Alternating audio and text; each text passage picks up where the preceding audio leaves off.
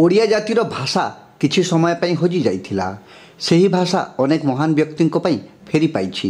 गोटे जाति तार भाषा पई परिचय पाए बोली रेमुणा बड़पाल काकबरे स्थित भोलानाथ उषा शारदा हाईस्कूल सुवर्ण जयंती महासमारोह उद्यापनी संध्यार उद्घाटक भावे जोगदी पूर्वतन मंत्री प्रणव प्रकाश बबी दास वक्तव्य प्रकाश करिसेंती। सुवर्ण जयंती कमिटी सभापति शुभेन्दु दास मंगराजों सभापतित्व होइतिबा सभारे मुख्य अतिथि झारखंड राज्यर विधायक समीर कुमार महांती, मुख्य वक्ता विधायक गौतम बुद्ध दास, बरणीय अतिथि पूर्वतन विधायक प्रदीप्त पंडा, पूर्वतन विधायक स्वरूप कुमार दास, कमिटी अध्यक्ष सुशांत पट्टनायक जोगदे अनुष्ठान 50 वर्षर इतिहास अनेक किछि अनुभूति को स्मरण करिथिले। अवसरप्राप्त शिक्षक प्रदीप कुमार मिश्र को अतिथि द्वारा सम्मानित करा जाइथिला।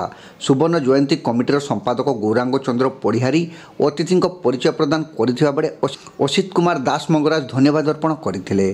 कृति प्रतियोगी को अतिथि द्वारा पुरस्कृत करा जाइथिबा बेले पिलांक द्वारा आकर्षणीय मनोरंजन कार्यक्रम परिवेशित होइथिला। आज प्रथम धन्यवाद देवी जो छात्री माने मो ओडिशा विषय प्रतिपत्ति कले नृत्य तुम सैल्यूट, बिग सैल्यूट।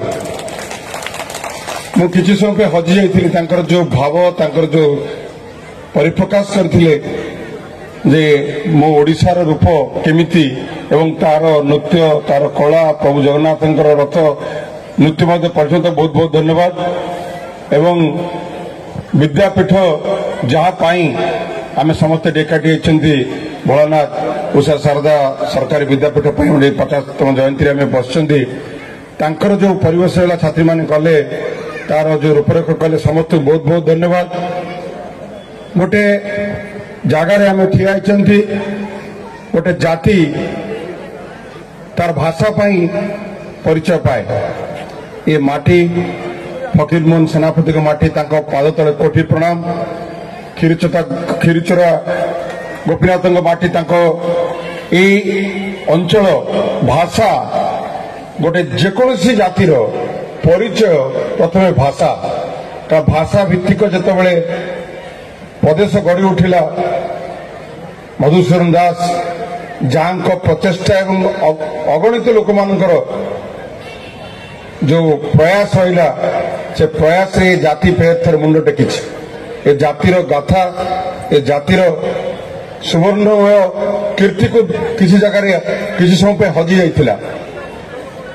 बहुत मनुष्य मानकर